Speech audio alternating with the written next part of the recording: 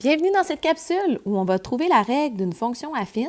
On va le faire dans un premier temps à partir de 2 points de la fonction. Donc, pour trouver la règle à partir de 2 points, on va pouvoir être capable de le faire avec une nouvelle formule qui va nous permettre de trouver notre taux de variation. Fait que, notre première étape, en fait, c'est toujours de se trouver 2 points. Et grâce à ces 2 points-là, qu'on va nommer x1, y1 et x2, y2, on va être capable de retrouver notre taux de variation A, qui nous donne finalement la variation des y sur la variation des x. Donc, vraiment, notre nouvelle formule à mémoriser, là, c'est celle-là, que le A va être trouvé en faisant y2 moins y1 divisé par x2 moins x1. Et ensuite, on va devoir retrouver la valeur initiale. On va se resservir de notre formule f de x est égal à ax plus b. Et en ayant déjà trouvé le A, il va nous rester à trouver la deuxième partie, le b. Donc, allons voir un exemple concret de tout ça. Donc, supposons qu'on a les 2 points suivants. 3 moins 7 et 4, 9. Ça va être nos 2 points. Fait que le premier, là, on va tout de suite l'identifier x1, y1. Et le deuxième, x2, y2. Donc, je viens reprendre ma formule que je viens juste de vous montrer. Cette jolie formule, y2 moins y1 sur x2 moins x1. Je vais venir changer de couleur pour le mettre en évidence. Remarquez ce qui se passe. Le y2 prend la valeur 9 parce que c'est ce que je viens d'identifier ici dans mes coordonnées. Même chose, je vais reprendre une autre couleur. Même chose pour regarder le y1. Sa valeur, c'est moins 7. Sa valeur, c'est moins 7 ici, là, quand je suis venue l'identifier. Même chose après ça pour le x2. Donc, le 4 ici, c'était la valeur de mon x2 dans mon point que j'avais identifié. Et finalement, mon x1, donc mon x1 qui est 3, chaque élément est venu se remplacer dans ma formule. Et ensuite, il me reste à calculer. Donc, 9 moins 7, on n'oublie pas que ça devient comme 9 plus 7, ce qui va nous donner notre 16 qui est ici. Ensuite, 4 moins 3 nous donne 1, donc 16 divisé par 1, ça se fait assez simplement, ça devient 16.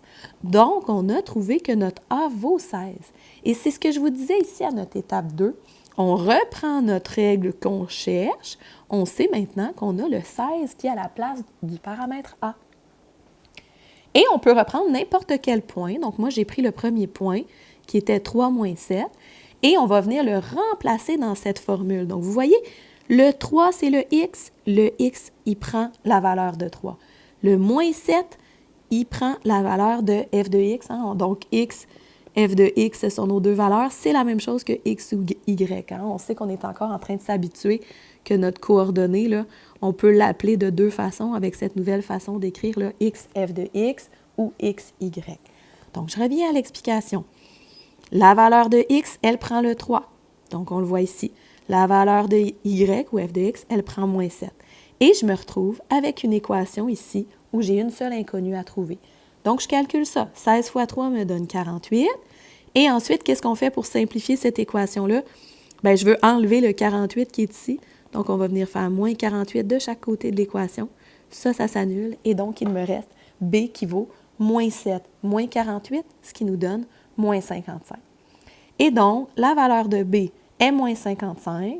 Je vais venir le mettre peut-être en couleur ici. Donc, notre valeur A, notre valeur B, et c'est ce qui nous permet de trouver notre règle avec notre A qui est ici 16 et notre B qui vaut moins 55.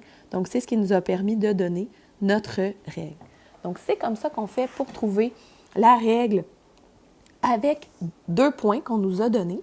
Et si jamais je t'avais donné les points dans une table de valeurs, là, prenons une table de valeurs x, y, puis là, j'ai ma table de valeurs ici, 0, 1, 2, 3, 4, je ne sais pas ici, je te donne 5, 8, 11, etc. Bien, comment tu fais pour trouver tes 2 points? Bien, tu viens les choisir comme ça. Une colonne va te donner 2 points. Fait que si tu aurais un premier point, un 8, et un deuxième point, 2, 11. Et tu refais la même démarche exactement avec ta table de valeurs. Si tu as un graphique, je te donne un graphique, je te donne une droite, bien, viens lire ton graphique, identifie tes 2 points ici, tu identifies tes 2 points, avec tes 2 points, tu refais la même démarche exactement. Donc, voilà pour cette capsule.